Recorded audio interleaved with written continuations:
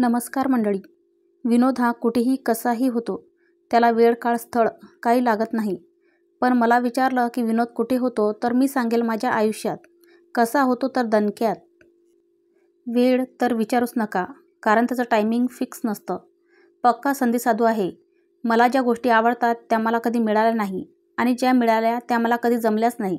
पटवून घेणं मला आवडत नाही आणि दुसऱ्याला पटवून देणं मला जमत नाही. अशी आहे मी. मी कुमारी गायत्री अनिरुद्ध राजवाडे, राहणार मुंबई. पदवी शिक्षण प्राप्त करून नुकतीच कामावर रुजू झाली. आयुष्यात पहिल्यांदा मनासारखं घडत होतं. इतकी आनंदात होती मी.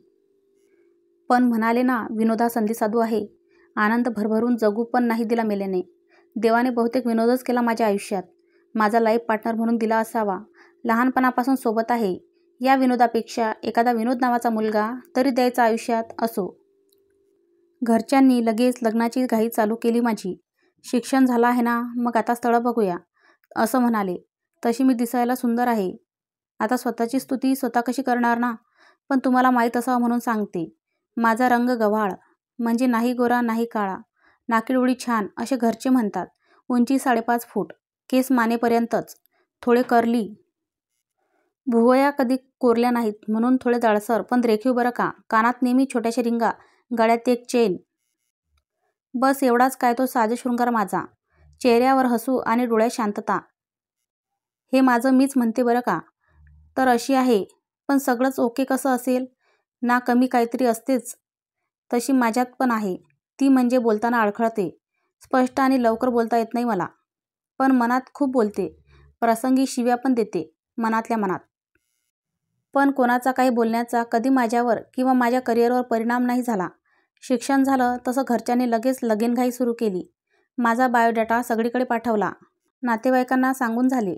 विवाह मंडळात नावनोंदणी केली. राहील साहिल मला दुसऱ्यांच्या लग्नात नटून थटून घेऊन पण गेले. मला हे अजिबात पटत नव्हते, पण सांगताही येत नव्हते. आमचं कुटुंब तसं खूप हसतं-खेळतं राहणार. मी मोठी, नंतर एक बहीण मनवा आणि मग एक भाऊ किरण. वडील एअरपोर्टला कामाला आणि आई गृहिणी.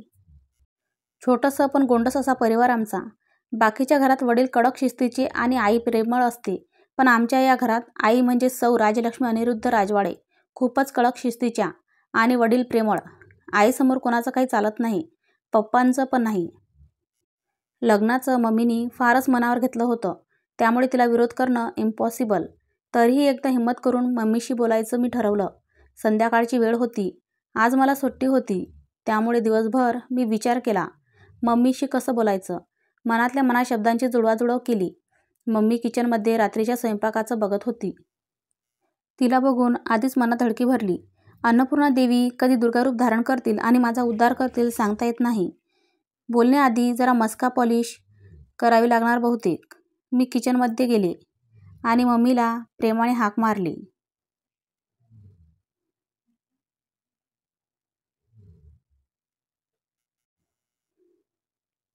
मम्मी, मी काय करू का मदत? त्यावर आमच्या पूज्य मातोश्रीने एक जळजळीत कटाक्ष टाकला आमच्यावर.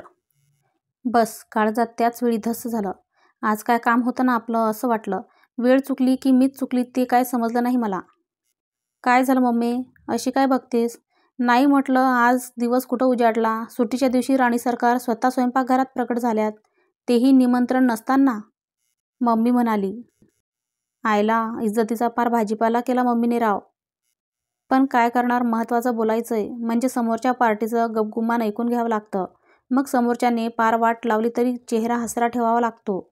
असं काही नाही मम्मी, कंटाळा आला बसून म्हणून विचारले. काही करू का म्हणून. पण तुला नको असेल मदत तर मी जाते. ओय गाऊ थांब, जे बोलायचं आहे ते बोल आणि मग जा. तुला आज नाही ओळखत मी. बोल, काय बोलायचं आहे तुला? झोका वरती जाताना अचानक रस्सी तुटावी आणि दन दिशी खाली आपटावं अशी अवस्था माझी झाली. पण ठरवलं तर ठरवलं. बोलायचं म्हणजे बोलायचं.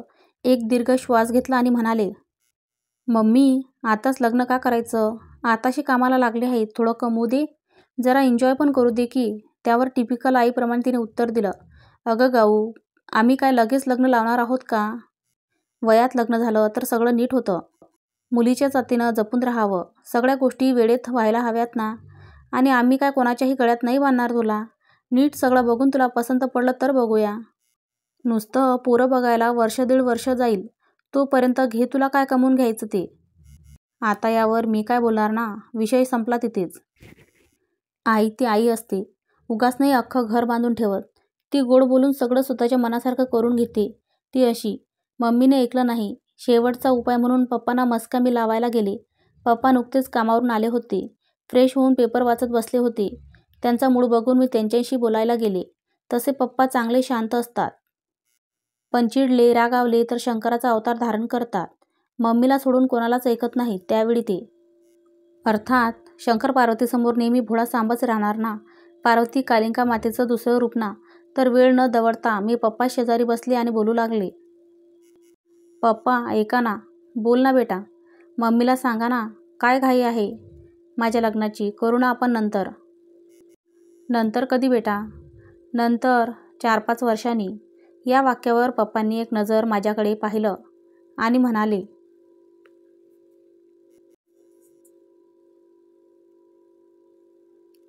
गाऊ, तुझ्या आईचं लग्न झालं तेव्हा ती 18 वर्षाची होती. कायद्याने लग्नाचं वय तेव्हा 18 वर्ष पूर्ण असावे होतं. आता ती वयोमर्यादा 21 वर्ष पूर्ण झाली आहे. आणि आता बाळा, तुझं वय 23 वर्ष आहे. मुलगा पसंत पडेपर्यंत 1-2 वर्ष जातील. मग झाली ना तुझी 4-5 वर्ष. आणि सगळ्यात महत्त्वाचं म्हणजे तुझ्या मम्मीच्या विरोधात या बाबतीत तरी मी काही जाणार नाही. यावर आता मी काय बोलणार. नशिबावर सगळं सोडून होईन ते बघावे अशी अवस्था माझी झालं. आता बघण्याचा कार्यक्रम होण्यापासून कोणीही थांबू शकत नाही. तुम्ही पण या माझ्या बघण्याच्या कार्यक्रमाला. कथा आवडल्यास कथेचा पुढील भाग ऐकण्यासाठी चॅनलला लाईक करा, शेअर करा व सबस्क्राईब करा. धन्यवाद.